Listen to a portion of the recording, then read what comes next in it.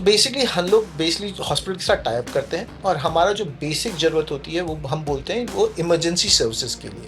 We do not replicate a hospital setup in our project. अगर hospital setup करेंगे तो it भी किसी को भी हॉस्पिटल रहने का मन नहीं करता। तो हमारा अगर आप प्रोजेक्ट देखिएगा और कोई भी अच्छा सीनियर लिविंग होगा वो घर जैसा दिखेगा और उसके जो सर्विसेज होंगे घर जैसे होंगे। एक डेवलपर के लिहाज से ये आरओआई कैसे वर्क करता है कि रियल एस्टेट कॉस्ट आपका मेजर प्रॉफिट जनरेट करता है या ऑपरेशनल एफिशिएंसी से आप बेटर आरओआई निकालते हैं? नहीं, मैंने बोला यार आपके पेरेंट्स अभी 20-25 साल जीने वाले हैं, उनकी लाइफस्टाइल के बारे में पूछे क्या करेंगे। वो कुछ नया सीख रहे हैं, कुछ नया कर रहे हैं, अपनी ज़िंदगी को वर्थवाइल बना रहे हैं कि इज इट जस्ट कि उनको कल हार्ट अटैक हो जाए तो बच जाए। Is it just that or there's more to life? And I think that is the message I want to pass on the senior living side. There's more to life. जब green building की बात होती है तो हम numbers के आधार पर कह देते हैं कि इंडिया नंबर 2 है। अच्छा। सीनियर हाउसिंग में रियल स्टैंडिंग क्या है? Not in terms of number, in terms of India's reputation as a senior housing market. Actually थोड़ा ज़्यादा डिपेंड करता है किस वजह से। देखिए उनके पास सीनियर्स के पास थोड़े समय होते हैं ज़्यादा, तो they take more time but they are not as rash. तो अगर रैशनेस की बात करेंगे तो सीनियर्स रैश नहीं होते, वो एटलीस्ट कॉन्वर्सेशन कर रहे होते हैं, they are trying to talk to you a lot more. कि जितने सीनियर हाउसिंग के प्रोजेक्ट्स हैं वो पेरीफेरी लोकेशंस पे क्यों हैं? सिर्फ कॉस्ट इफेक्टिवनेस की वजह से है? From a buying perspective depends on location, depends on the product, but generally मैं देखता हूँ 20 से 30% more महंगा होता है, going up to 50%. Now that depends on क्या services है, क्या क्लब का क्या प्रोडक्ट है, इंटीरियर्स क्या दे रहे हैं, all of that kind of combines. और मेंटेनेंस चार्जेस करीब 30 से 50% वो भी और महंगा पड़ता है। मेरी रिसेंटली हाउसिंग मिनिस्ट्री में किसी ब्यूरोक्रेटिक लेवल पर बात हो रही थी और मैंने सीनियर हाउसिंग पे पूछा तो उनका जवाब था ये तो हेल्थ मिनिस्ट्री का इशू है। ये अंडरस्टैंडिंग है देश में सीनियर हाउसिंग को लेकर। एज अ कंज्यूमर अपॉर्चुनिटी देख रहे हैं कि आज मार्केट हॉट है तो घुस जाओ, I wouldn't trust them. And if you look at worldwide, to give you an idea, like Marriott and Hyatt got into senior living in the US, and they sold out afterwards. तो जो मुझे समझ आया है, this is a very specialized work. It takes a lot of energy. ये थोड़ा paradoxical है क्योंकि हम अभी नोएडा में बैठे हैं। नोएडा में एक 2 BHK का रेंट है 25,000 रुपये, राइट? लेकिन किसी मॉल में आप स्टूडियो अपार्टमेंट ले रहे हैं half the size and you are paying 10,000 extra 35,000 और ये मॉडल बहुत सक्सेसफुली चल रहा है। तो ये मॉडल बेटर लाइफस्टाइल के साथ सीनियर हाउसिंग में क्यों नहीं चल सकता? ड्यूरिंग द 2015 टू 2020 जहाँ पे रियल एस्टेट के प्राइसेस गिर रहे थे या स्टेबल थे, जो बढ़े नहीं थे, सीनियर लिविंग में प्राइसेस बढ़ रहे थे। So we have seen returns of 15 to 20% on ROIs, but again depends on supply demand, location to location. यार मैंने बैंकर से ये भी पूछा है कि एक नॉर्मल हाउसिंग में जो बायर प्रोफाइल है वो 40-45 साल की उम्र का है। बाय द टाइम वो रिवर्स मॉर्गेज के लिए आता है आपका रिलक्टेंस समझ में आता है क्योंकि तब तक प्रॉपर्टी 20 साल पुरानी हो गई है, वियर एंड टियर हो गया है। सीनियर हाउसिंग में नॉर्मली लोग एक बार खरीदने के बाद अगर 5 साल बाद 10 साल बाद भी आ रहे हैं तो वियर एंड टियर के भी इश्यूज नहीं है। बैंकर्स का कहना है कि हमारे लिए पॉलिसी लेवल पर इंसेंटिवाइज नहीं किया गया है। They didn't need medical every day. They needed care, physiotherapy, occupational therapy, which was hospital was a very wrong place to give, and home is difficult to service, and that's how assisted living came in being. So the whole idea of how these things have come, because we use the word senior, everybody thinks कि वो बेचारे हैं और उनको बस यही ज़रूरत है। उनकी बेसिक रिक्वायरमेंट बहुत लिमिटेड होती है। घर में अगर मेरा बेटा अवेलेबल नहीं है तो कोई इमरजेंसी में मुझे हॉस्पिटल ले जाने वाला हो, OPD सर्विस मुझे ज़रूरत पड़ने पर मिल जाए, कम्युनिटी किचन मिल जाए और इस सब के साथ मेरा कॉस्ट इफेक्टिव भी रहे। उनकी रिक्वायरमेंट इतनी होती है और उनका एक ग्राउज ये होता है कि डेवलपर्स फैंसी नेम एसोसिएट करके, बड़े ब्रांड्स को एसोसिएट करके हमारा ऑपरेशनल कॉस्ट बढ़ा देते हैं, मेंटेनेंस बढ़ा देते हैं। It's a lifestyle product, not a medical product. It's not for bechara seniors, it's for people who want to live a life which is different. So I think there are only 2 parts of things you need to regulate. Make sure that the built infrastructure helps in aging in place, which is very simple. 10 चीज़ें, कोई complex चीज़ नहीं है, उसको ज़्यादा complex मत कीजिए। Otherwise you'll complex it and make it very expensive and then the affordability will go off.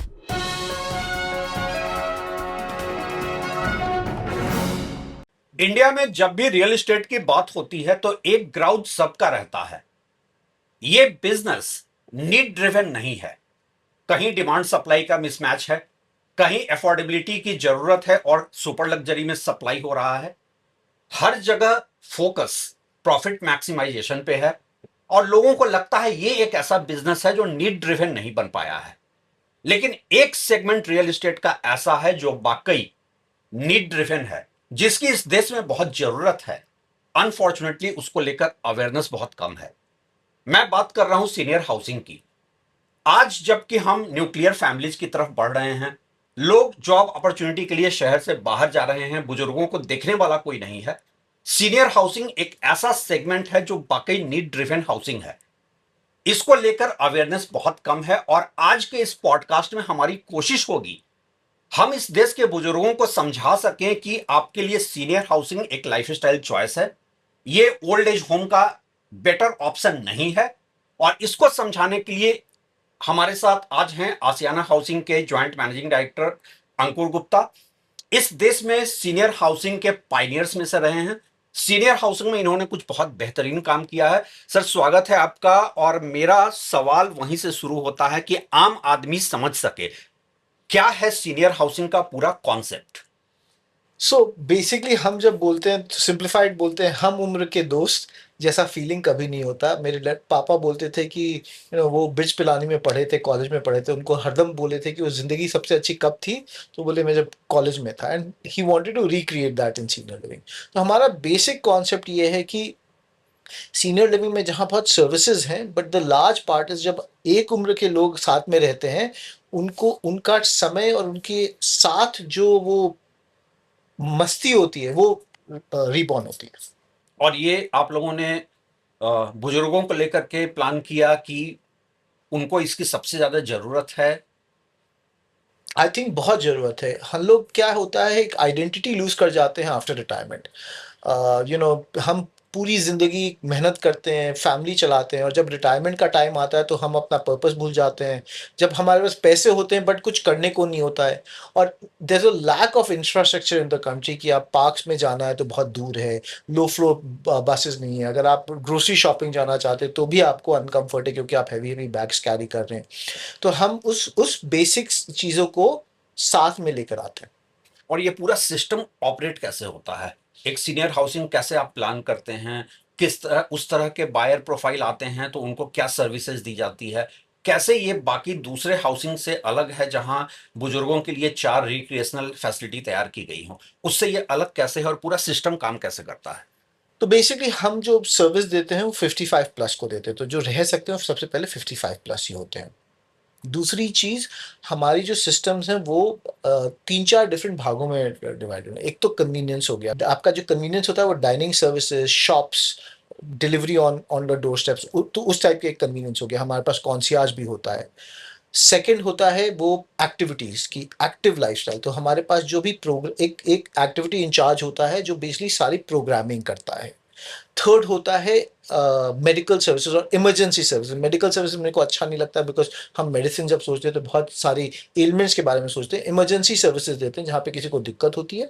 उसके साथ हम एक सोशल वर्कर भी देते हैं आजकल प्रोजेक्ट्स में, तो जिसको अगर ज़रूरत है, समबडी हैज़ अ लॉस, किसी की ज़रूरत है जिससे बात करने की, तो सोशल वर्कर उसको उनको मदद करता है।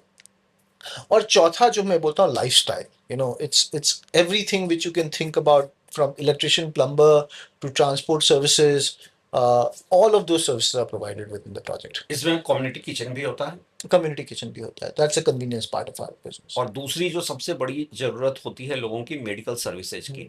तो मेडिकल सर्विसेज में आप क्या हॉस्पिटल से टाई अप होता है या 24/7 आपके पास एक डॉक्टर अवेलेबल होता है, कैसे ऑपरेट करते हैं। तो बेसिकली हम लोग बेसिकली हॉस्पिटल के साथ टाई अप करते हैं, और हमारा जो बेसिक ज़रूरत होती है वो हम बोलते हैं वो इमरजेंसी सर्विसेज के लिए। We do not replicate a hospital setup in our project. अगर हॉस्पिटल सेटअप करेंगे तो इट भी, किसी को भी हॉस्पिटल रहने का मन नहीं करता। तो हमारा अगर आप प्रोजेक्ट देखिएगा और कोई भी अच्छा सीनियर लिविंग होगा, वो घर जैसा दिखेगा, और उसके जो सर्विसेज होंगे घर जैसे होंगे।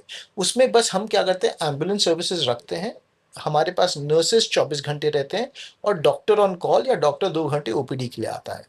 तो जब भी किसी को इमरजेंसी होता है तो हम नियर बाय हॉस्पिटल जिसके साथ टाइड अप होता है, जो कैशलेस होता है और जो हमें फर्स्ट एंट्री दे देता है विदाउट एनी चैलेंजेस, तो वो टाई अप रखते हैं।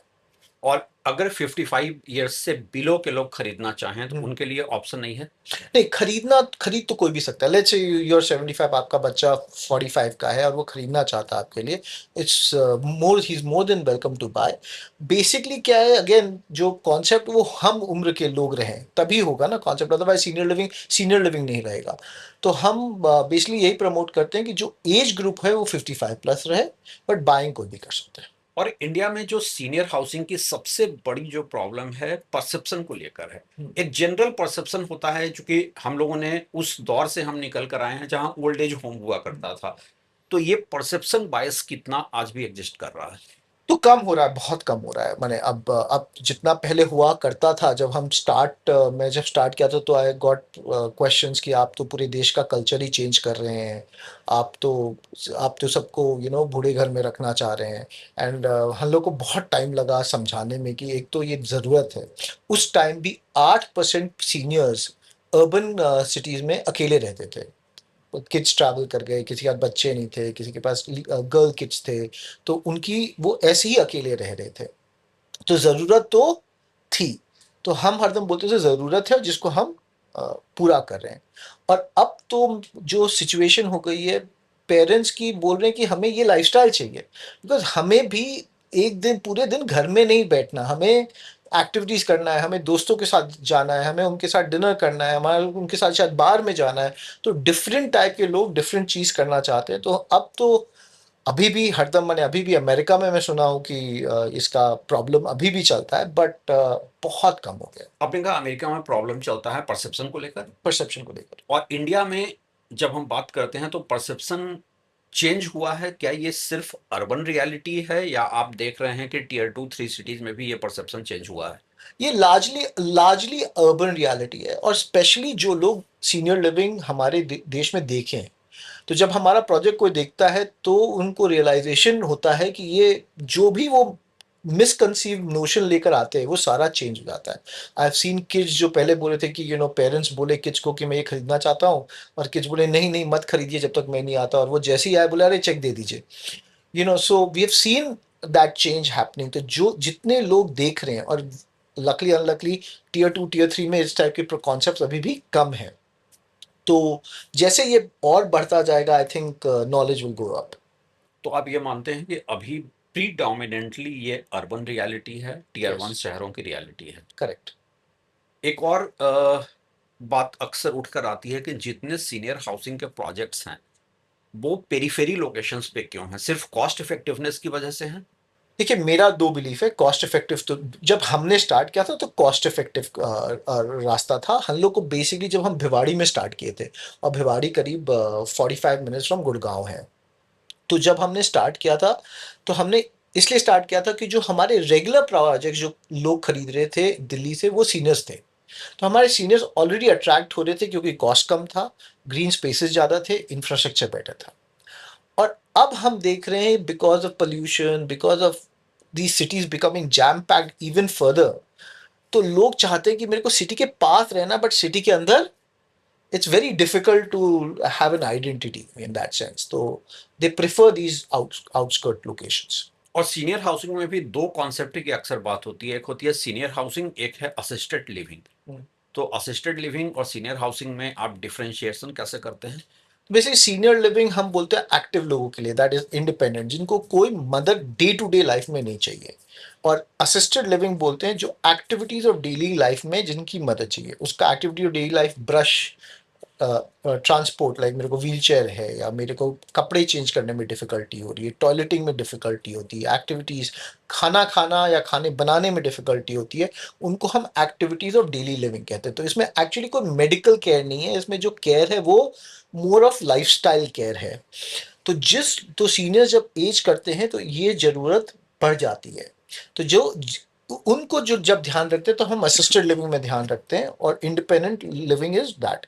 तो हम अपने प्रोजेक्ट्स में क्या किए हुए, इंडिपेंडेंट लिविंग और असिस्टेड लिविंग दोनों रखे हैं सेम कॉम्प्लेक्स में? सेम कॉम्प्लेक्स में। मतलब ये सिर्फ ऑपरेशनल लेवल का डिफरेंस हुआ, otherwise real estate is the same?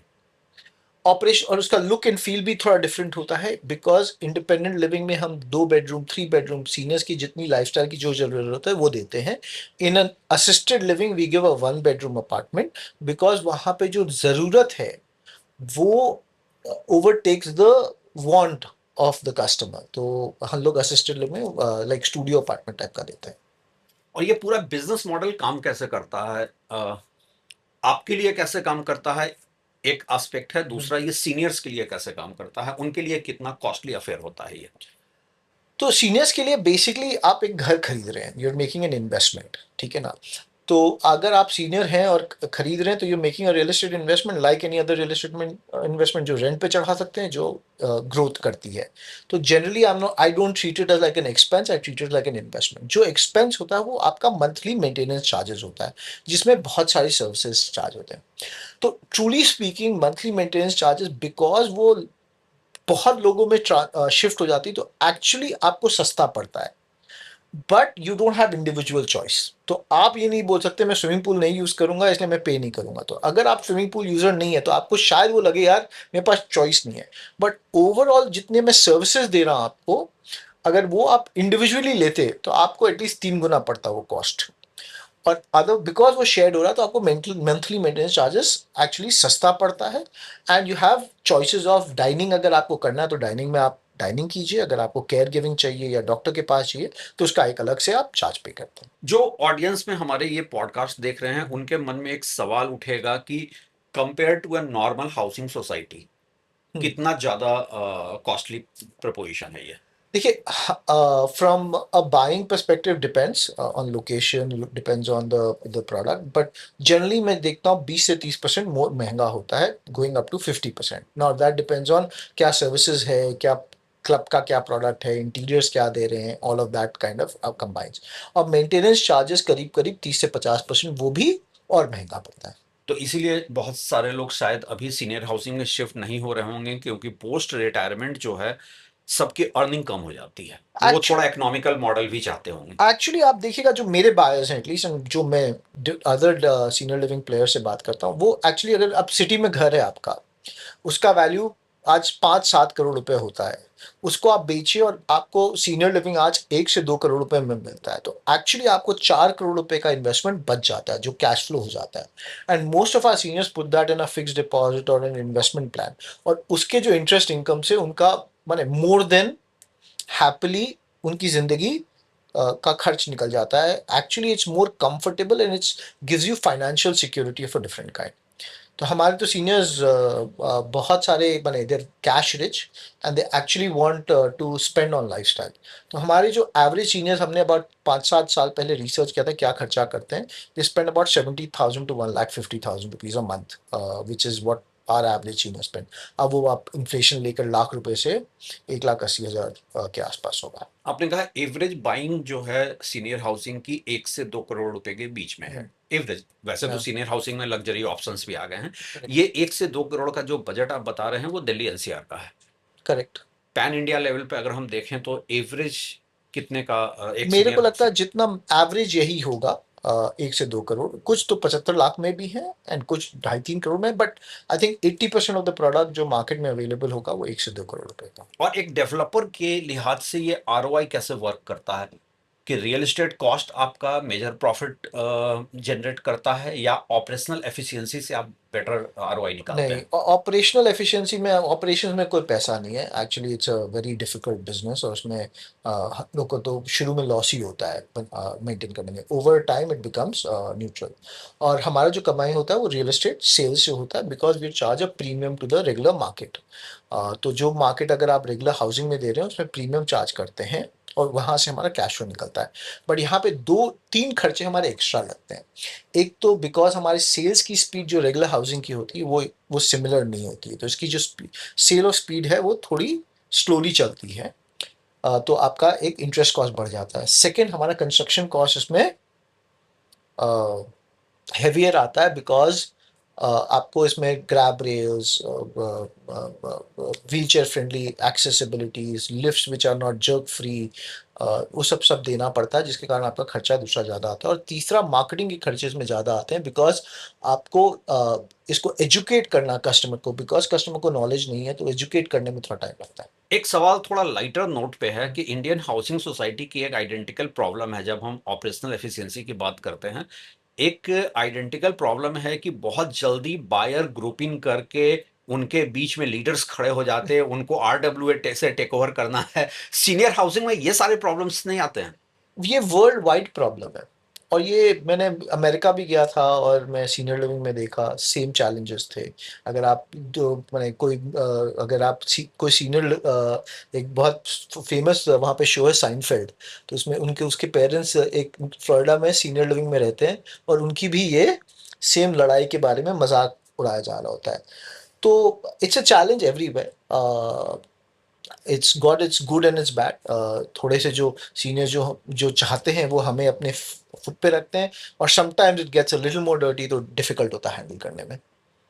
But in general दूसरे हाउसिंग सोसाइटी से ज़्यादा चैलेंजिंग तो नहीं होगा। एक्चुअली थोड़ा ज़्यादा डिपेंड करता है किस वजह से। देखिए, उनके पास सीनियर्स के पास थोड़े समय होते हैं ज़्यादा, तो they take more time, but they are not as rash. तो अगर रैशनेस की बात करेंगे तो सीनियर्स रैश नहीं होते, वो एटलीस्ट कॉन्वर्सेशन कर रहे होते हैं, they trying to talk to you lot more. But because time होता है, तो there letters, emails which come are much longer, so you have to handle that. और इंडिया की स्टैंडिंग क्या है सीनियर हाउसिंग के मामले में ग्लोबली? और ये सवाल पूछ रहा हूं तो मैं उसका कॉन्टेक्स्ट बता देता हूं। जैसे जब ग्रीन बिल्डिंग की बात होती है तो हम नंबर्स के आधार पर कह देते हैं कि इंडिया नंबर 2 है। अच्छा, सीनियर हाउसिंग में रियल स्टैंडिंग क्या है, not in terms of number, in terms of India's reputation as a senior housing market? अभी तो I don't think there is a reputation. I don't think अभी भी FII, if you look at कि senior living में बहुत कुछ आया हो, वेरी लिमिटेड, बहुत कम पैसे हैं। तो I don't think there is अभी, the world view of India is the youngest population who is looking at the younger, and the where the workforce lies, and it's got cheap labor, intelligent labor, all of that is available. But I don't think worldview of senior living is still there. बहुत niche है अभी भी, grow कर रहा है। I think there will be money coming in, there will be more eyes on the country, but अभी I don't think there's a standing. और कितना बड़ा मार्केट इंडिया है इन टर्म्स ऑफ सीनियर हाउसिंग? अगर कुछ डेटा पॉइंट्स आप दे सकें कि कितना बड़ा मार्केट है, कितनी पोटेंशियल है, इन्वेस्टमेंट का कितना ऑप्शन है? यार, बहुत रिपोर्ट्स आते हैं, बहुत सारे पॉइंट ऑफ व्यूज होते हैं इसमें, I don't know. Market is like almost unlimited in a way of population, unlimited also financially भी। मैंने US का जो डेटा आया था कि 20% of the seniors own 80% of American wealth. और मुझे लग रहा है कि जो 90s में इंडिया जो लिबरेट हुई थी, अब वो आपकी इकोनॉमिक, वो लोग अब रिटायर करने वाले, तो उनके पास financial wealth, उनके बच्चे have settled very well, so there's a lot of financial wealth and seniors with wealth coming. There was a report saying about 19 या 20 हजार लोग every day 60 हो रहे हैं। So if you're looking at that in India, that's a big market. Now, because the education, the knowledge of this product is low, hmm. it's still in the nascent stage of you know of the market. तो जैसे जैसे ये बढ़ता जाएगा, and we have seen 40% growth year on year on the last 4 years, and we see that continuously going for the next 5 years. तो अभी जो मुझे मालूम है, जो मार्केट, जो जेएल का रिपोर्ट था, आई थिंक 20 या 25 हजार घर हैं अभी कंट्री में, एंड आई बिलीव अभी 3 to 4 thousand होम साल के बिक रहे होंगे। Just 3 to 4 thousand? My take is that, yes. Okay. और इन टर्म्स ऑफ सप्लाई, कितना सप्लाई आ रहा होगा साल में? मुझे लग रहा है उसी टाइप का सप्लाई आ रहा होगा, 4 से 5 हजार घर, बट अब वो सप्लाई काफ़ी बढ़ने वाला है। I think will come to about 8 to 10 thousand। हम भी अपना सप्लाई जो 500-600 यूनिट साल का निकाल रहे थे, अभी we looking at about 1000 to 1200 units.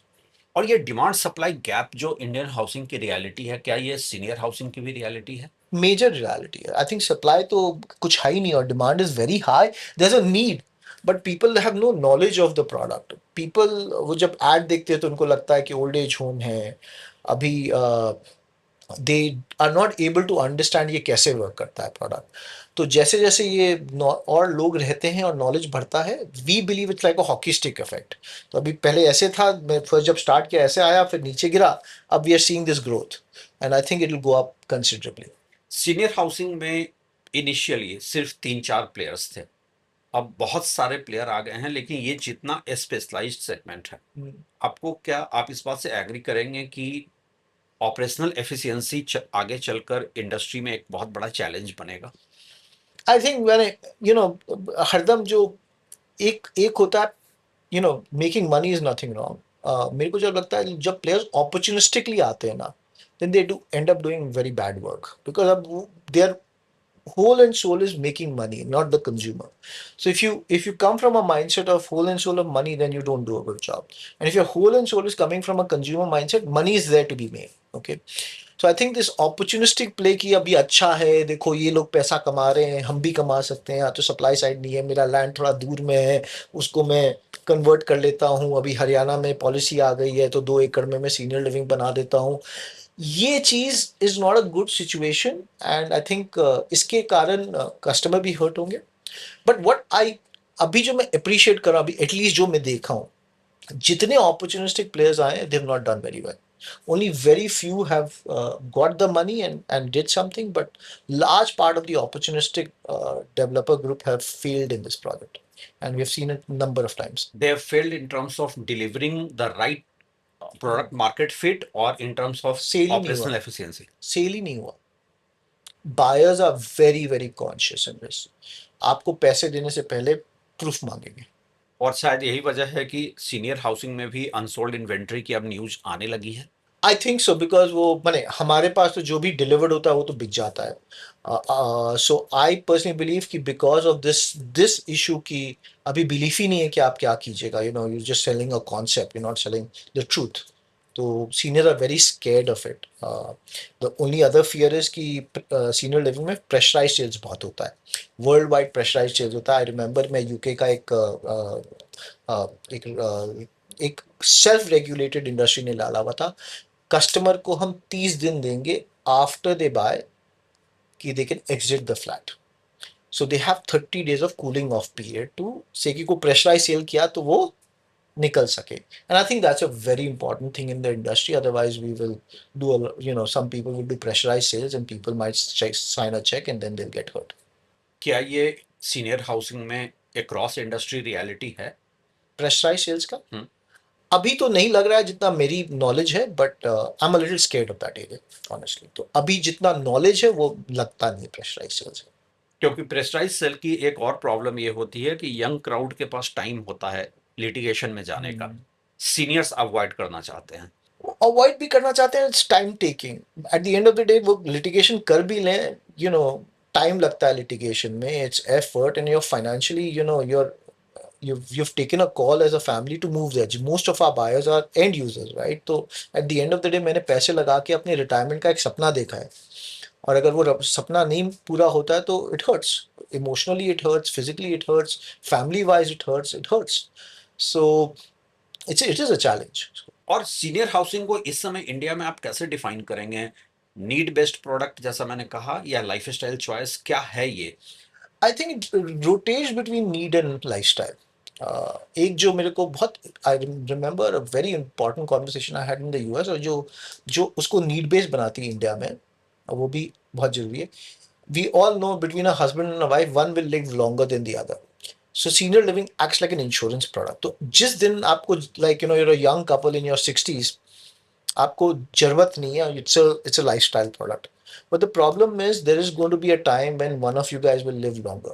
At that time it becomes a need based product, because social interaction नहीं होता, तो life, the quality of your life reduces considerably. So we really like feel कि people should choose senior living at an early age when they are young. They build friend circle and lifestyle and community together, so when the person who stays longer, lives longer, has a much better lifestyle. So otherwise in the beginning it's a lifestyle and then becomes a need. मेरी recently कुछ international investors से बात हो रही थी और senior housing को लेकर उनका एक टेक है। उनका कहना है कि जैसे म्यूचुअल फंड एसोसिएशन ने कलेक्टिवली एजुकेट किया है लोगों को, इंडिया में सीनियर हाउसिंग उस तरीके से एजुकेट नहीं कर पा रहा है। तो अभी फाइनली आप पूछ रहे हैं, मैं लास्ट वीक ही हम लोग के असली में बात हो रही थी कि जो टॉप कुछ डेवलपर्स हैं, असली is association of senior living हाँ, उस का। पर भी अभी आऊँगा मैं, हाँ। हाँ, तो उसमें हम टॉप डेवलपर्स बात कर रहे थे और यही बोला था जैसे म्यूचुअल फंड सही है उसके तरह हम सीनियर लिविंग के लिए कुछ ऐड करें।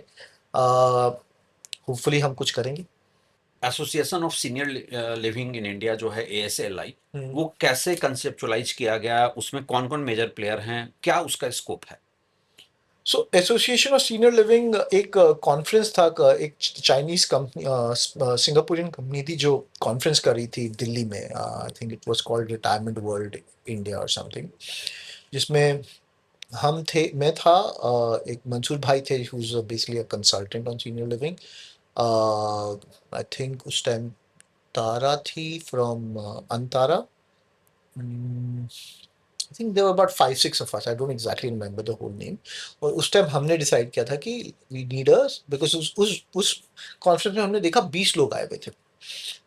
20 लोग उस टाइम बहुत हुआ करते थे, अब तो 150-200 लोग आते हैं हमारे कॉन्फ्रेंसेज में। 20 डेवलपर्स। 20 डेवलपर्स थे और डिफरेंट स्टेज, कोई सोच रहा था, कोई कर चुका था, कोई आने वाला था।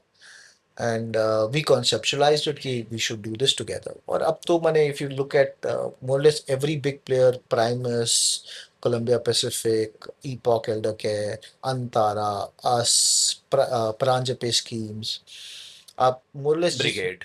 Brigade, Brigade था, they're not members, but I think they'll become members again because they're coming up back in the senior living side. So yeah, all these guys were part of us. और इसमें आप क्या-क्या activities क्या कर रहे हैं अभी? So there are three parts of the activity. One large part is networking, to learn from each other, क्या कर रहे हैं, क्या market में हो रहा है, कैसे कर रहे हैं. Second part is education. So we are learning a lot. We get people. So we do conferences. We do study tours. तो अभी हमारा एक study tour जापान जाके आया, इस साल चाइना जा रहे हैं, तो about 25-30 of us are going there. And third is licensing with the government, advocacy. So we are basically talking to them and saying कि कहाँ पे आपको क्या करना है, and trying to build that out. और ये अवेयरनेस में आप लोग गवर्नमेंट से पॉलिसी लेवल पर सीनियर हाउसिंग के लिए क्या चाहते हैं? Yeah, again, obviously we're different people तो different wants हैं, but largely क्या है कि इस sector को एक recognition चाहिए, simplified versions चाहिए। अभी क्या हो रहा है कि senior living को लोग medical product की तरह ज़्यादा देखते हैं rather than lifestyle product। And truly it's a lifestyle product, not a medical product। और वो गवर्नमेंट में भी जाता हो तो सबसे पहले बोलता हूँ सीनियर लिविंग, तो वो उनके दिमाग में आता है कि सीनियर जो हॉस्पिटल में, ओल्ड एज होम का कॉन्सेप्ट आता है। तो I think the largest thing first we require is some recognition and understanding that this is not a medical product, it is a lifestyle product. And I think that will help a lot. तो कुछ जैसे अभी हरियाणा में कुछ काम किया है, महाराष्ट्र में कुछ काम किया है, सेंटर पे कुछ काम किया है, विच इज रिकग्नाइजिंग इट। और उसमें there is two parts and I think that was important. एक तो बिल्ट इंफ्रास्ट्रक्चर कैसा होना चाहिए, उसमें भी मेरे को लगता है अगेन थोड़ा सा मेडिकल ज़्यादा है। उस बिल्ट इंफ्रास्ट्रक्चर को we have to make it lifestyle based, तो उसमें हमारी लड़ाई चलती रहती है। Second part is that service provider should be recognise कि आप, अगर दो, मेरे और आरडब्ल्यू के बीच में या मेरे और रेस्टोरेंट के बीच में कोई कॉन्फ्लिक्ट है, तो उसमें कोई मीडिएशन या कुछ arbitration, because these conflicts are not like crazy conflict, उसमें बोलते हैं यार आपने मेरे को ये देना था, ये दिया नहीं। There are very small things in life, so a mediator will help. It will reduce the cost and get the right people to look at it. They talk about transparency of accounts. मेरे को ये खाने का चीज चाहिए, ये नहीं मिला. That kind of little things. So if a mediator comes in, I think that would be very helpful to the industry. That is the part on the main part. उसके सिवा benefits like GST, benefits like insurance coming and kicking in, reverse mortgage becoming more and more popular. But the policy is not, but banks don't want, but even if the policy is there, banks don't like the policy and they don't want to fund this. तो actually जो funding हो रही है वो कुछ भी नहीं हो रही, मैंने there's like minuscule, मैंने कुछ करोड़, मैंने some bank had a number की reverse mortgage call की का ये है, मैंने call किया, and I think my team tried for almost 30 days, किसी ने एक दिन भी pick नहीं किया। तो it's not, it's just a, it's a thing on the internet. No actual things are happening on ground. मेरी रिसेंटली हाउसिंग मिनिस्ट्री में किसी ब्यूरोक्रेटिक लेवल पर बात हो रही थी और मैंने सीनियर हाउसिंग पे पूछा तो उनका जवाब था ये तो हेल्थ मिनिस्ट्री का इशू है। ये अंडरस्टैंडिंग है देश में सीनियर हाउसिंग को लेकर। And that is the problem. मेरे को बहुत लोग आते हैं एडवर्टाइजिंग में, आप मेडिकल का क्या दे रहे हैं, मतलब मेडिकल है ही नहीं, आप गलत जगह आ गए। We do medical but we don't talk about it because mind में क्या जाता है मेडिकल। बच्चे जब फोन करते हैं तो उनको बस पेरेंट्स के लिए एक ही वरी होता है, मेडिकल क्या है। मैंने बोला यार आपके पेरेंट्स अभी 20-25 साल जीने वाले हैं, उनकी लाइफस्टाइल के बारे में पूछे क्या करेंगे। वो कुछ नया सीख रहे हैं, कुछ नया कर रहे हैं, अपनी जिंदगी को वर्थ वाइल बना रहे हैं कि इज इट जस्ट कि उनको कल हार्ट अटैक हो जाए तो बच जाए। Is it just that, or there's more to life? And I think that is the message I want to pass on the senior living side. There's more to life. हमारे senior आए, there's a lady जो billiard सीख के competition में जीत गई, कोई कथक करना सीखा, कोई संस्कृत करना सीखा, अभी महजौंग कर रहे हैं, हमारे यहाँ क्रिकेट खेलते हैं, पिकल बॉल खेलते हैं, बैडमिंटन के कॉम्पिटिशन्स होते हैं, टीटी के कॉम्पिटिशन्स होते हैं। हमारे सीनियर्स जाके पुअर चिल्ड्रन को जाके एजुकेशन देते हैं। That's It's like living life. That's what we want to do. We don't want to wake up and say, we're no good anymore. We want to contribute to the society, contribute to our health, contribute to our life, contribute to, our friend circle. And I think that's what senior living is. And that's something people don't understand very well. Sorry, मैं थोड़ा passionate हो गया because नहीं, giving a purpose of life very, very important. और एक बहुत बड़ा मुद्दा है सीनियर हाउसिंग को लेकर, जो मैंने आपसे सवाल किया था कि अफोर्डेबिलिटी है या लाइफस्टाइल है।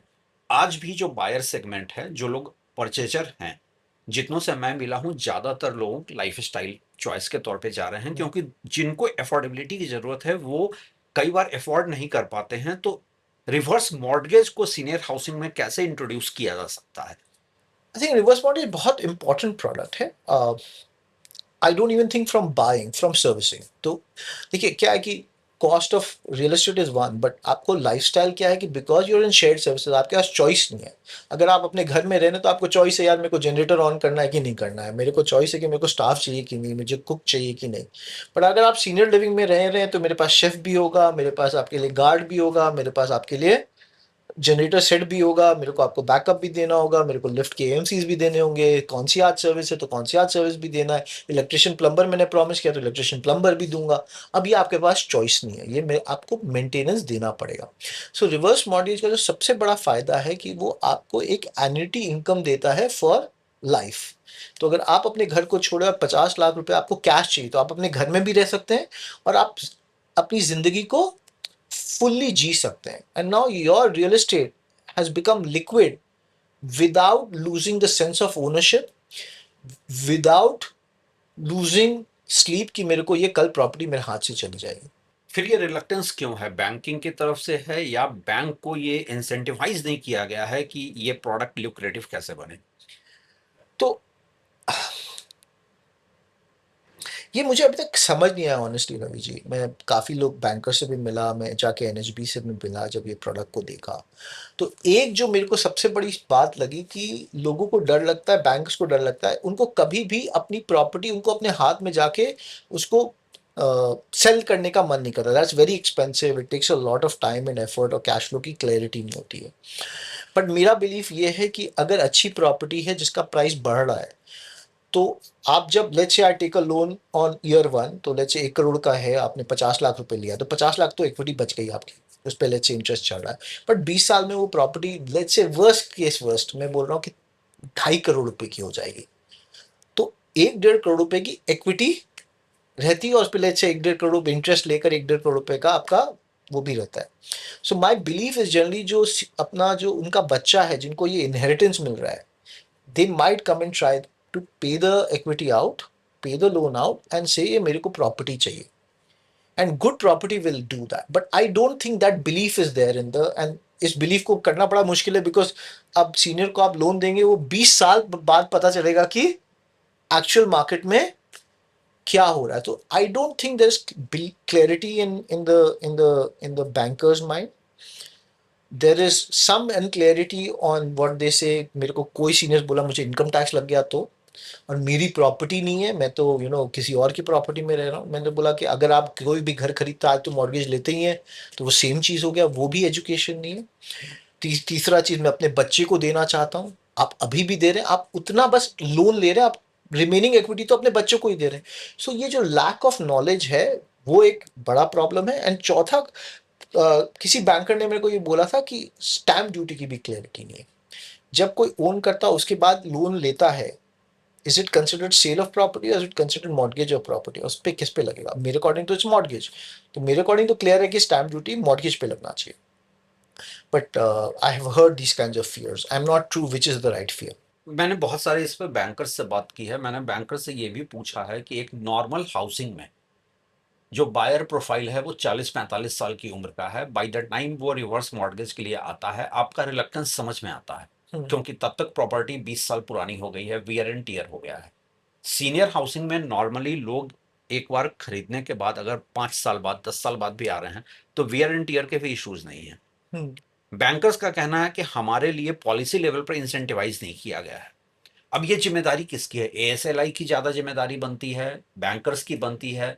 प्रमोट करने के लिए जिम्मेदारी किसकी बनती है?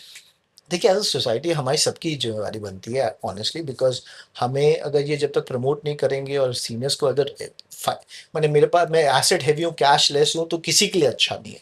Not for consumption, for the economy. अगर मेरे पास कैश होगा तो मैं कंज्यूम ज़्यादा करूंगा, will do better for the economy. Bankers को लोन देने के लिए मिलेगा तो उनके लिए बेटर है। मेरा रियल एस्टेट बिकेगा, मैं उनको सर्विस ज़्यादा दे पाऊंगा, मेरे लिए बेटर है। एक्चुअली ये चीज़ तो सबके लिए बेटर है। I don't think we can promote the product and the customer as asli.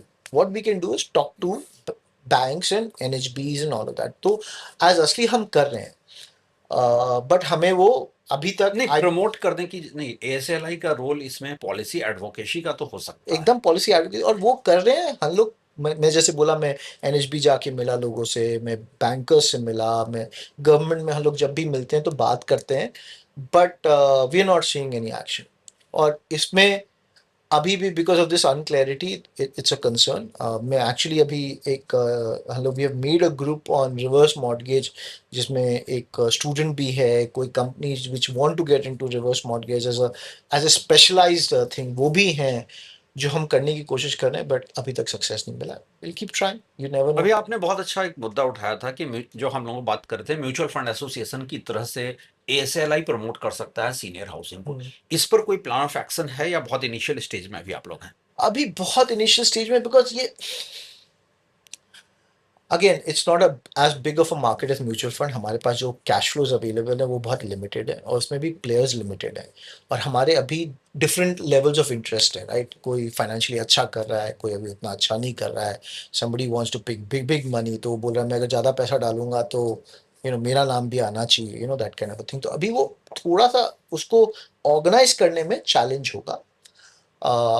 We had a very good conversation on that कि let's try it, let's do something about it, and we've asked an agency to pitch for it. तो जब agency pitch करेगा तो will get to know कि हमारे pocket भी खाली करेंगे कि नहीं करेंगे, but it's a challenge. Seniors की एक और दुविधा है सीनियर हाउसिंग को लेकर। बड़े ब्रांड, बड़े कॉरपोरेट हाउसेज अब एंटर करना चाह रहे हैं सीनियर हाउसिंग में। एक बुजुर्ग की इस देश में दुविधा ये होगी कि मैं उस प्लेयर की तरफ देखूं जो पहले से स्पेशलाइज्ड है, या मैं बड़े ब्रांड की तरफ देखूं। ठीक है, सीनियर हाउसिंग में आई डोंट नो, आप लोग मैंने बड़े ब्रांड आ चुके हैं, मैं I don't know how to name them, but Bangalore और गोवा में आए थे, they had failure. Even national level के कॉर्पोरेट प्लेयर्स भी। एकदम नेशनल लेवल के कॉर्पोरेट प्लेयर्स। सो देखिए, till the time everybody looks at it as an opportunity, I don't think you should go to them. As a consumer, opportunity देख रहे हैं कि आज market hot है तो घुस जाओ, I wouldn't trust them. And if you look at worldwide, to give you an idea, like Marriott and Hyatt got into senior living in the US, and they sold out afterwards. तो जो मुझे समझ आया है, this is a very specialized work. It takes a lot of energy. And I wouldn't go with, well, I won't say don't go with a nationalized player, go with a nationalized player, but if you see them really committing to it, it's not just like a one off project for them or a trial and test product, because at the end of the day, it's your hard earned money. So I would be very careful before I go in. और India में बहुत बड़े-बड़े नाम senior housing में successful नहीं हुए हैं। अ, अगर मैं आपसे कहूँ वो 5-7 इश्यूज़ क्या हैं जो किसी भी ब्रांड को सीनियर हाउसिंग सेंट्रिक बनाता है? और वो 5-7 चेकलिस्ट जो एक बुजुर्ग को घर खरीदते समय ध्यान देना चाहिए। आई थिंक जो मेन चीज है ना, मैंने देखा कि सब ही सीनियर हाउसिंग को हॉस्टल, मेडिकल की तरह ट्रीट किया. इवन द बिगर ब्रांच जो आए, I don't think they did enough research on consumer behaviour, they didn't understand consumers well. So उन्होंने जो किया वो स्टूडियो अपार्टमेंट्स कर दिया, बहुत सारी मेडिकल सर्विसेज कर दिए, हैवी मेडिकल कर दिया, and those things don't work. What the consumer is looking for is lifestyle according to me. तो जो सही किया है उन्होंने लाइफस्टाइल पिक किया है. अभी भी मैं बहुत सारे नए प्लेयर्स के जाता हूँ तो उनके सेल्स पिच में होता है, मैंने इस हॉस्पिटल के साथ टाई अप कर दिया है, मेरे पास 10 बेड का आईसीयू है, like why would you do that? Like, I have no idea. And then the maintenance charges are very high and the service is very poor. I don't think that's the market. Even in assisted living, you don't do that. If you look at the worldwide, assisted living came into being because एक hospitals में most senior जो जाते थे किसी चीज के operate करने के लिए जाते थे और कोई और डिजीज लेकर आ जाते थे, because it's an infectious hub. Second, it was very expensive to manage. And third, they didn't need medical every day. They needed care, physiotherapy, occupational therapy, which was hospital was a very wrong place to give, and home is difficult to service, and that's how assisted living came in being. So the whole idea of how these things have come, because we use the word senior, everybody thinks कि वो बेचारे हैं और उनको बस यही ज़रूरत है. And the truth is they're looking for lifestyle. So I think the biggest mistake most of these guys are doing is they're not understanding it's a lifestyle product. Senior housing को लेकर हम लोगों ने ब्रांड रेटिंग भी किया है, तो पिछले कुछ सालों में काफ़ी हम लोगों ने बात किया है टारगेट ऑडियंस से। उनकी बेसिक रिक्वायरमेंट बहुत लिमिटेड होती है। घर में अगर मेरा बेटा अवेलेबल नहीं है तो कोई इमरजेंसी में मुझे हॉस्पिटल ले जाने वाला हो, ओपीडी सर्विस मुझे ज़रूरत पड़ने पर मिल जाए, कम्युनिटी किचन मिल जाए और इस सब के साथ मेरा कॉस्ट इफेक्टिव भी रहे। उनकी रिक्वायरमेंट इतनी होती है और उनका एक ग्राउज ये होता है कि डेवलपर्स फैंसी नेम एसोसिएट करके, बड़े ब्रांड्स को एसोसिएट करके हमारा ऑपरेशनल कॉस्ट बढ़ा देते हैं, मेंटेनेंस बढ़ा देते हैं। आसियाना की क्या लर्निंग रही है इस तरीके से? सो देखिए, आई थिंक सच कहीं मिडिल में है. आई डोंट थिंक. तो मुझे याद है एक बार जो फर्स्ट सीनियर लिविंग जो हम जिसको स्टडी कर रहे थे, उन्होंने कोई ऑस्ट्रेलियन ब्रांड के साथ टाई अप किया था और उनके मेंटेनेंस चार्जेस हम ₹2.5 पे थे, वो ₹10 पे आ रहे थे, and they failed. So I think there is some truth to what they are saying कि हम लोग को ब्रांडिंग के साथ नहीं जाके सर्विसेज पे देखना है. And I also don't agree कि उनके मैंने वेर दे से हमारे नीड सिंपल है. आई डोंट थिंक कंज्यूमर्स अंडरस्टैंड उनकी अभी जो वो है ना, वो हम बस जिंदगी जी रहे हैं, हम जिंदगी जी रहे हैं में फर्क है, और वो हम उसको अलाइव करते हैं. I think there is a मैंने जब हमारा सीनियर स्विमिंग सीखता है तो स्विमिंग पूल की ज़रूरत है कि नहीं उस टाइम समझ आ जाता है. जब वो कॉफ़ी पे एक दूसरे के साथ दोस्तों के साथ बात करके हमारे इमोशनल नीड को पूरा कंप्लीट करते हैं, वो कॉफ़ी का मतलब बदल जाता है. And I think senior living does that. तो it's I think there is something in the middle where you get lots of services, you give them a lot of interesting spaces, and you don't have to make it expensive. You don't have to have Uberoi class service. You just have to give them घर जैसा माहौल with a fantastic lifestyle opportunity. India में वैसे Oberoi type service के साथ भी senior housing का एक केस स्टडी है। करेक्ट है. लेकिन ओवरऑल अगर मैं देखता हूं तो सीनियर हाउसिंग में जितना इन्वेस्टमेंट आना चाहिए वो नहीं आया है। इन्वेस्टर्स इस सेगमेंट में आना नहीं चाहते हैं। अभी तो बहुत इंटरेस्ट आ गया, जैसे बोल रहा था कि पहले दिख नहीं रहा था, अब धीरे धीरे दिखने लग गया है. I think I know about 3-4 of them जहाँ पे इन्वेस्टमेंट्स आ गए हैं. You talk about Primus, you talk about Columbia Pacific, they have raised funds from there. I think the biggest challenge for investors would be to invest. Do you want to be in an early stage जहाँ पे किसी ने proven track record नहीं है उसके साथ invest करेंगे, and that's a challenge itself. और अगर if you're looking for proven track record तो बहुत ही कम आपके पास कंपनीज रह जाते हैं जिनके साथ इन्वेस्ट करेंगे. I think this will get more and more money as people keep proving. एक प्रोजेक्ट को पायलट बना के पैशन के साथ रन करके पैसा कमाने का थॉट सही करने में, then there is money to be. I think there be money और चेजिंग. क्या सीनियर हाउसिंग में रेंटल मॉडल संभव है? आउटराइट रेंटल मॉडल संभव है? Yeah, this is a very important debate I keep having.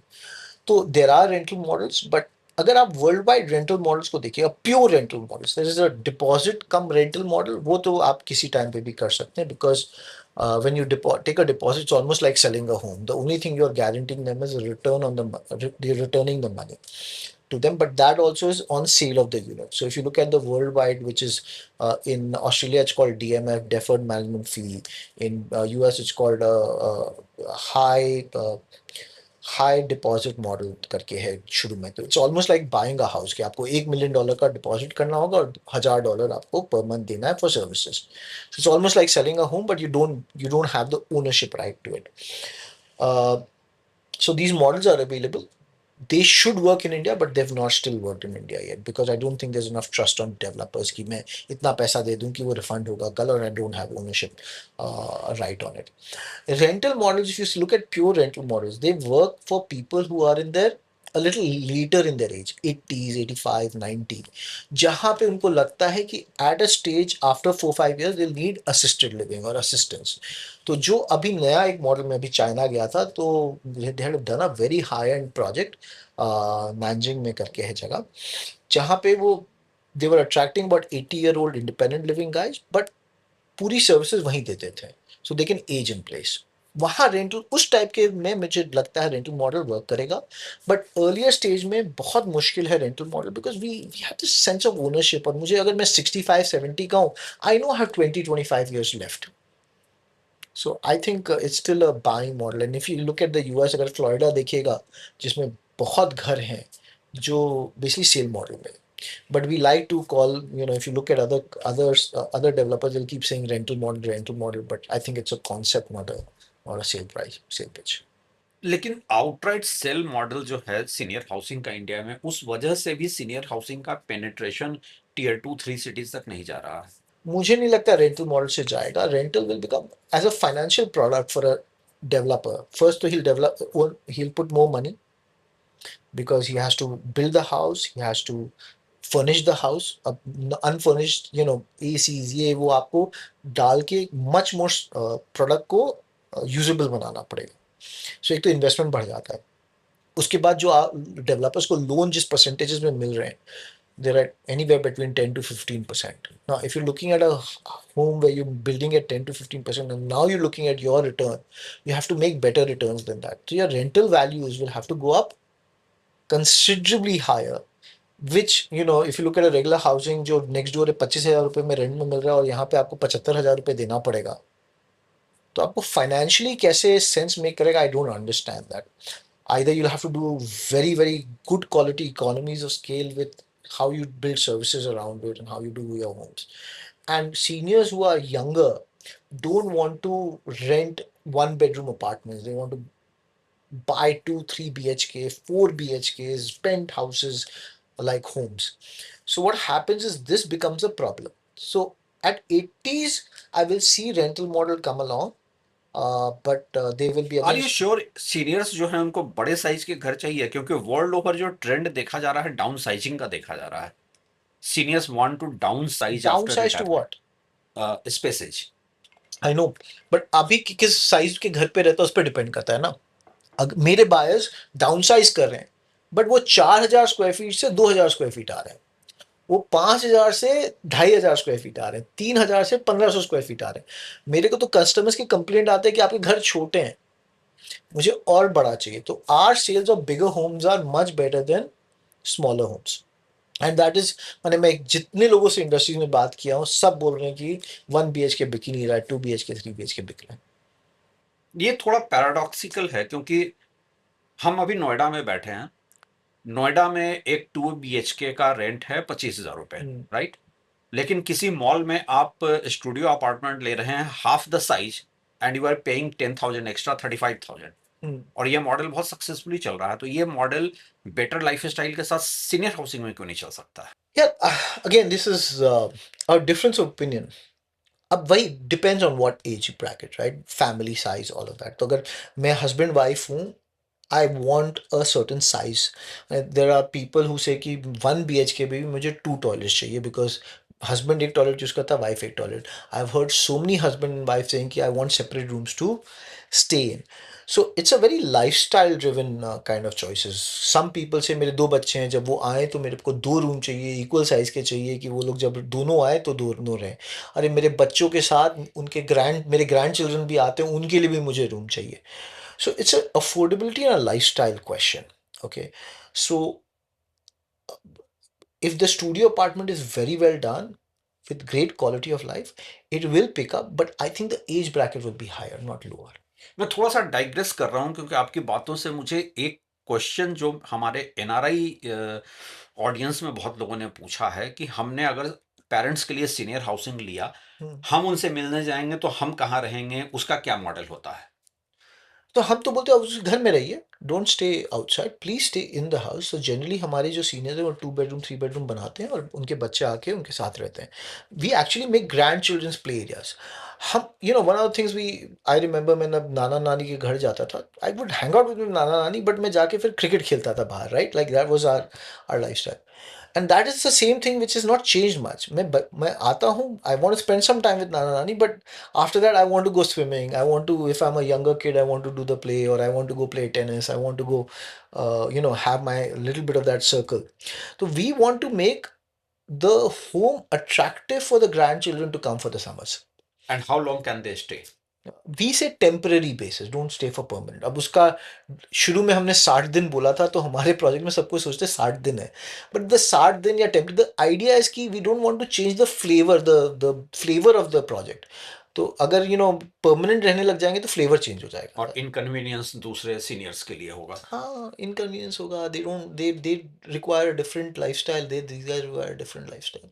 अच्छा, एक सवाल अक्सर मेरे जहन में आता है, क्या सीनियर हाउसिंग में रीट टाइप का कोई मॉडल संभव हो सकता है? सो रेंटल में और असिस्टेड लिविंग में होगा। ऑब्वियसली इस वाले में तो में जो हमारा सेल मॉडल, उसमें रीट नहीं वर्क करेगा। सो आर असिस्टेड लिविंग, जो हम असिस्टेड लिविंग करते हैं उसको रेंट पे देते हैं, तो उस पे you can make a big REIT. Lots of US में बहुत सारे REITs on rental and this model में रहते हैं। सो रेंटल मॉडल में चलेगा। नहीं, मैं उसी पे आ रहा था कि इंडिया में रीट के लिए सीनियर हाउसिंग में कोई पॉलिसी लेवल पर तो कुछ नहीं है। नहीं, अभी कुछ नहीं, मैंने REITs are available, if you can make it a income generating asset तो आप रीट पे जा सकते हैं। सीनियर हाउसिंग को लेकर। हाँ, सीनियर हाउसिंग को लेकर कोई दिक्कत नहीं है उसमें, but you have to make it income generating. तो अभी डिफिकल्टी क्या है, इनकम जनरेटिंग हुआ नहीं है। सीनियर हाउसिंग में इनकम जनरेटिंग नहीं हुआ है तो आरओआई कितना है? इन एनुअल इनकम और on the sale model. Annual income, if somebody wants to invest in senior housing, उसको कितना आरओआई मिल जाएगा? अगर अपना घर खरीदेगा, क्रेजी यार, मेरा तो आई हैव नो आइडिया। मैंने, so we do regular housing and senior living, and I don't want to like during the 2015 to 2020, जहाँ पे रियल एस्टेट के प्राइसेस गिर रहे थे या स्टेबल थे, जो बढ़े नहीं थे, सीनियर लिविंग में प्राइसेस बढ़ रहे थे। So we have seen returns of 15 to 20% on ROIs, but again depends on supply demand, location to location. I would expect 10 से 15% return on an annualized basis over a 5 to 10 year period is possible, including rental income. Rental returns are also higher, about 3-4% you get on your. When you say 10 to 15% return, that includes capital as well as rental. Correct. 10 से 15% का senior housing में return संभव है? I believe so. मेरे को लगता है 7-8% तो आपका एप्रिसिएशन होना चाहिए, और 3-4% आपका रेंटल रिटर्न होना चाहिए। और अगर इसकी रीट लिस्टिंग की जाए तो क्या रिटर्न मिलेगा किसी रीट के इन्वेस्टर को सीनियर हाउसिंग में? अभी वो मुझे मॉडल नहीं मालूम कि रेंटल मॉडल अभी वर्क करेगा कि नहीं। So there are lot other people who are trying it. I just heard about one in Ahmedabad who tried it, and I heard it successful. I haven't seen it. I went and saw one project in Pune which was on a rental model, but जो rental लिए हैं they are in their 80s, and so 1/3 of them are needing assistance, the others are not. But उस financial numbers में मुझे तो return दिखाई नहीं दिया। He was doing it from the love of his work. He was making a return, but it wasn't something which a financial agency can come and say कि I want to fund this. और अगर हम अब zone wise बात करें कि acceptability senior housing की सबसे ज़्यादा कहाँ है? साउथ इंडिया में है या नॉर्थ इंडिया में? So as an individual acceptability सब जगह same है. The population of seniors. So Delhi has a population. North India has a population of 7 to 8% of population is seniors. Now you go to South, it goes to 12 to 13%. ऐसे तो लगता है 3-4% का फर्क है, but that's a 50% higher number of seniors.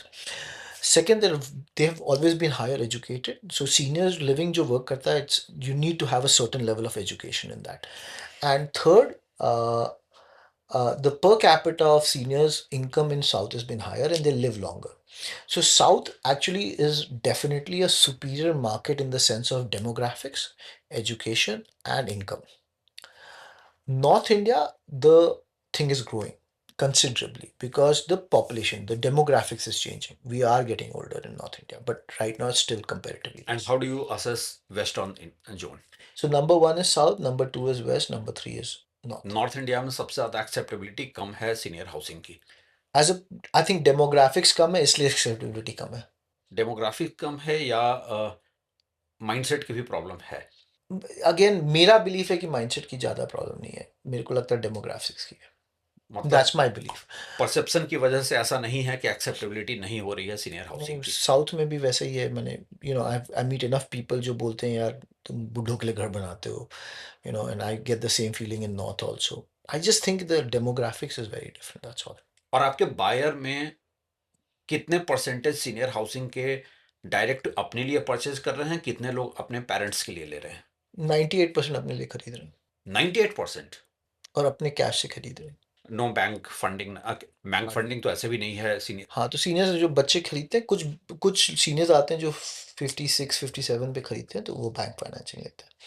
तो about of all the flats we sell, 5% take bank financing. Of all the flats we sell, 98% buy it for their own need. और अगर आपको इस देश के सीनियर्स को कुछ मैसेज देना हो सीनियर हाउसिंग के लिहाज से कि उनको सीनियर हाउसिंग को किस तरह देखना चाहिए, तो आप क्या कहेंगे? It should be a place where you find purpose, life. You find somebody up hum umr ke dost. I think you choose a senior living by I think three things. One, you find people who are of similar mindset, gentry, the kind of lifestyle they want to live. Second, the food should be to your liking. That the खाना जो आप खा रहे हैं वो आपके उस type का होना चाहिए. और तीसरी चीज, make sure that the developer in this the service provider has a long term viewpoint, not a short term viewpoint, because you're going to be there for life. मैंने उसमें मेरा एक और जो कॉल होता है जो जैसे हम करते हैं वो I think assisted living. So lot of our seniors आते हैं 65 70 पे. So we developed a project in 2004 5 2000 2005 we delivered first, जो अब 21 साल पुराना हो गया. तो somebody who came at 65 now may be at 86 87 might require caregiving. तो हम केयर गिविंग उनको घर पे प्रोवाइड करते हैं. He doesn't have to move, everything is taken care for by us. So we have a very long term view point on that, and I think that's a very important take. It's not just a one time कि मैं अभी कर दिया और खत्म हो गया. I see you through your ageing process, and I think that's a very important decision making. और रेगुलेशन के लेवल पे आपकी, अगर मैं कहूँ सीनियर हाउसिंग को लेकर सरकार से क्या डिमांड्स होनी चाहिए इस समय? आई थिंक सबसे पहले तो मैं बोलूँगा सीनियर लिविंग देख के आइए, because one of the biggest problem is आप लोग सीनियर लिविंग को कॉन्सेप्चुअली समझ रहे हैं, नॉट actually समझ रहे हैं. And I think that's why we have to understand it's a lifestyle product, not a medical product. It's not for bichara seniors, it's for people who want to live a life which is different. So I think there are only two parts of things you need to regulate. Make sure that the built infrastructure helps in aging in place, which is very simple. 10 चीज़ है, कोई complex चीज़ नहीं है, उसको ज़्यादा complex मत कीजिए. Otherwise you complex it and make it very expensive and then the affordability will go off. Give you an idea, like they start saying कि सारे सर्विसेज सिर्फ ग्राउंड फ्लोर पे होने चाहिए. अब लिफ्ट है यार, why do you need all the services on ground floor? You need a medical centre which is 7,000 square feet. अब उसमें डॉक्टर्स अगर आप बोलिएगा तो डॉक्टर अगर आएगा, एक अच्छा डॉक्टर लाने के लिए आपको जो खर्चा लगेगा वो मेंटेनेंस चार्जेस में बढ़ेगा. So people think of it as medical centres and they start putting those cost. तो एक, please do not do all of that. Just simplify कि आपको ग्रैब रेल चाहिए, आपको व्हील चेयर एक्सेसिबिलिटी चाहिए, आपको switches on a higher height चाहिए, आपको शैम्फर्ड एजेस चाहिए, आपको आर्थराइटिस फ्रेंडली हैंडल चाहिए. It's a very simple 10 to 12 things you need to checklist out. And secondly, service providers should be registered and you should have a mediation mindset on it, not a litigative mindset. जितना हम mediate करके problem को solve कर सकते हैं उतना अच्छा और क्विकर होगा. So that is my two cents to the. और सीनियर हाउसिंग को लेकर आप इस देश के यंग लोगों से क्या कहना चाहेंगे? और ये सवाल मैं क्यों पूछ रहा हूँ कि बहुत सारे केसेस हमारे सामने हैं जहाँ यंगस्टर्स पेरेंट्स को डिस्करेज करते हैं। एक आइड तो माइंडसेट वो है कि पेरेंट्स समझते हैं कि हम ओल्ड एज होम में क्यों जाएं। एक ये भी माइंडसेट है कि यंगस्टर्स उनको डिस्करेज ये सोचकर करते हैं कि इनहेरिटेंस प्रॉब्लम होगा। तो आप यंग लॉट को इसके में क्या कहना चाहेंगे? तो मेरे को जो यंग लॉट जो दो टाइप का प्रॉब्लम देखते हो, इनहेरिटेंस का प्रॉब्लम आता है, दूसरा प्रॉब्लम आता है कि लगता है कि उनको उनके they become very protective about their parents. वो एज कर रहे हो तो उनको वरी होता है कि कोई डेवलपर उनका फायदा उठा लेगा. So one, please go see that product. Don't make a decision sitting out of where ever you're sitting out of. आप जब प्रोडक्ट देखिएगा तो आपको पता चलेगा it really changes the quality of life. Always concentrate on your parents' quality of life rather than longevity of life. Quality of life will improve longevity of life. So what we did some research where we took people who are living in our senior living and people who are living of the same age group in Basant Kuch. And what we found is people who live in our senior living just does not live longer. They live healthier for longer and their quality of life is better than people. Man, it was almost 2x the difference. So we always say it's just not good to live longer, it's good to live healthier for longer. And I think that is the large message I want to give children, that please concentrate on that. Sometimes our love for just life becomes so much that we forget about that a bit. Um, so so that is one part of it where you're really concerned about your parents and you really want them to have life. Second is inheritance. I think there's enough value in the senior living side, and I think it's a real estate which will come to you, which has got a lot of value. A senior who bought, I remember right now, मैंने अभी जो एक 1 BHK बेचा था करीब 20-25 लाख रुपए का, last got sold at 60-65 lakhs in a 8-year period. And it happened, went to the NOK when the parent passed away. He sold it out, he got 60-65 lakhs. It's a very good return on equity and good inheritance. There's no problem with inheritance. Demand कितना है senior housing के resale में? It's very good, ready to move in, जिसका आप product देख सकते हैं, जिसको आप फील कर सकते हैं, जिसमें आपके अगर कोई फ्रेंड सर्कल रहते हैं. it it really pulls your consumers to that project and asks you to pay a premium for it. Pricing is not money. I've seen 3 BHKs in our old project where we sold it for 10-12 lakhs or 14 lakhs. I think going for about 1 crore 10 lakhs now or something like that. 1 crore 90 lakh, all kinds of prices I've seen. So I don't think it's a good investment, but you shouldn't buy it for an investment, but it's a good investment. अभी senior housing कहाँ stand करता है? ये मेरा final सवाल है, कहाँ stand करता है इंडिया में सीनियर हाउसिंग? लाइफस्टाइल प्रोडक्ट है, कंजम्पशन प्रोडक्ट है, या इन्वेस्टमेंट प्रोडक्ट है? It's completely a lifestyle and consumption. It's not an investment product. I don't want to even. अगर मैं तो मैं बहुत दुखी हो जाऊंगा मैं प्रोजेक्ट बनाया जहाँ पे लाइफ नहीं हो.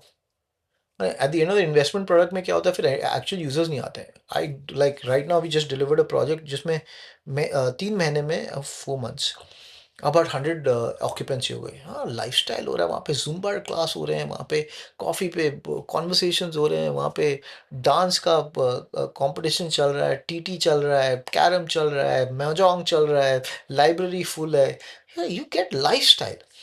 So I don't think it's an investment product. It's a good backup as an investment, but it's a great lifestyle and consumption product. And we always say that that's what you want to buy into. And I believe that, as I said, we're in the hockey stick. It's a hockey stick. Any new product goes through a hockey stick. Does decently well. First movers ले लेते हैं, फिर वो देखते हैं नीचे गिरता है. हमारे साथ शुरू में बहुत अच्छा किए, फिर 2011 से about 2016 we had challenges, and since then it's going up and up and it's getting steeper and steeper. So I think we're in the early part of the curve and there's long way to go. Senior housing को लेकर इस podcast में हमने बहुत basic सवालों से शुरू किया है, और हमने अपने सवाल बेसिक सिर्फ इसलिए रखे हैं कि इस पॉडकास्ट का मकसद है देश में आम लोगों को एहसास कराना कि सीनियर हाउसिंग की जरूरत क्यों है, सीनियर हाउसिंग क्या होता है, हमारे ऑडियंस में जो यंग लॉट हैं वो समझ सकें कि सीनियर हाउसिंग अगर उनके पेरेंट्स ले रहे हैं तो इनहेरिटेंस में वो लायबिलिटी नहीं है। अगर हमारे ऑडियंस में बुजुर्ग देख रहे हैं तो वो समझ सकें कि ये कोई ओल्ड एज होम नहीं है। मैं चाहूंगा कि आप लोग इस पर अपनी राय दें। किस तरह के और सवाल आपके मन में आते हैं सीनियर हाउसिंग को लेकर? हम अंकुर जी को दोबारा भी बुलाएंगे और हम आपके उन सवालों पे इस पर फर्दर और भी बात करेंगे। अभी हमारे साथ बने रहने के लिए शुक्रिया। Thank you so much, Alvi.